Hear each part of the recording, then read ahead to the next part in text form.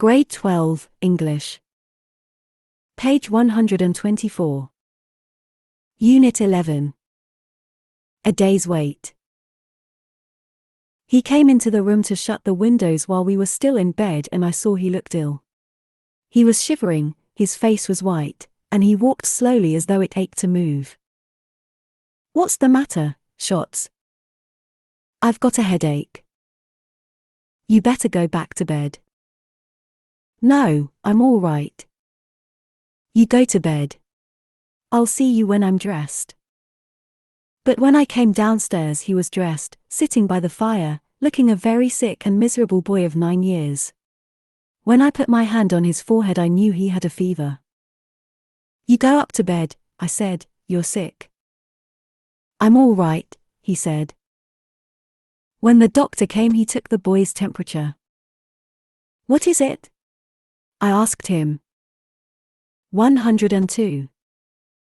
Downstairs, the doctor left 3 different medicines in different colored capsules with instructions for giving them. One was to bring down the fever, another a purgative, the third to overcome an acid condition. "The germs of influenza can only exist in an acid condition," he explained. He seemed to know all about influenza and said there was nothing to worry about if the fever did not go above 104 degrees. This was a light epidemic of flu and there was no danger if you avoided pneumonia. Back in the room I wrote the boy's temperature down and made a note of the time to give the various capsules. "Do you want me to read to you?" "All right. If you want to," said the boy. His face was very white and there were dark areas under his eyes. He lay still in the bed and seemed very detached from what was going on. I read aloud from Howard Pyle's Book of Pirates, but I could see he was not following what I was reading. "How do you feel, Shots?" I asked him. "Just the same, so far," he said. I sat at the foot of the bed and read to myself while I waited for it to be time to give another capsule. It would have been natural for him to go to sleep, but when I looked up he was looking at the foot of the bed, looking very strangely.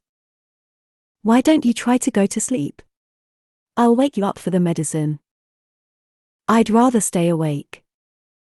After a while he said to me, "You don't have to stay in here with me, Papa, if it bothers you." "It doesn't bother me." "No, I mean you don't have to stay if it's going to bother you."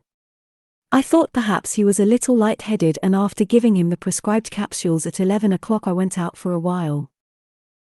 It was a bright, cold day, the ground covered with a sleet that had frozen so that it seemed as if all the bare trees, the bushes, the cut brush, and all the grass and the bare ground had been varnished with ice.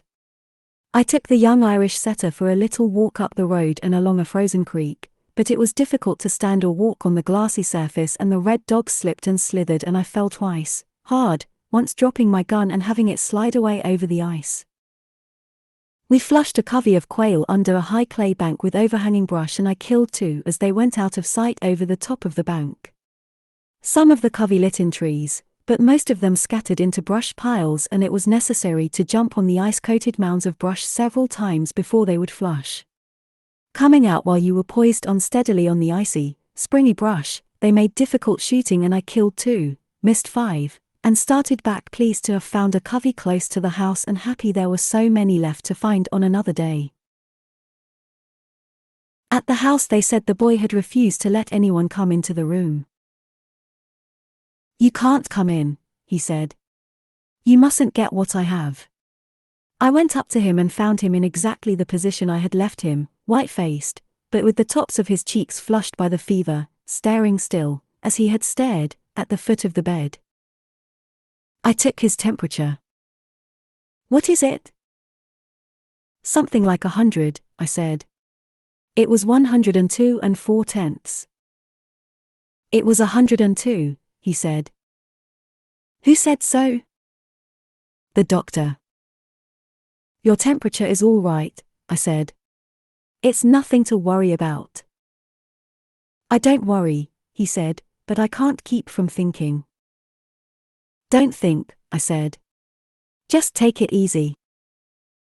"I'm taking it easy," he said and looked straight ahead. He was evidently holding tight onto himself about something. Take this with water. Do you think it will do any good? Of course it will. I sat down and opened the pirate book and commenced to read, but I could see he was not following, so I stopped. About what time do you think I'm going to die? He asked. What? About how long will it be before I die? You aren't going to die. What's the matter with you? Oh, yes, I am. I heard him say 102. People don't die with a fever of 102. That's a silly way to talk. I know they do. At school in France the boys told me you can't live with 44 degrees. I've got 102. He had been waiting to die all day, ever since 9 o'clock in the morning. You poor shots, I said. Poor old shots. It's like miles and kilometers. You aren't going to die. That's a different thermometer. On that thermometer 37 is normal. On this kind it's 98. Are you sure? Absolutely, I said. It's like miles and kilometers. You know, like how many kilometers we make when we do 70 miles in the car? Oh, he said. But his gaze at the foot of the bed relaxed slowly. The hold over himself relaxed too, finally, and the next day it was very slack and he cried very easily at little things that were of no importance.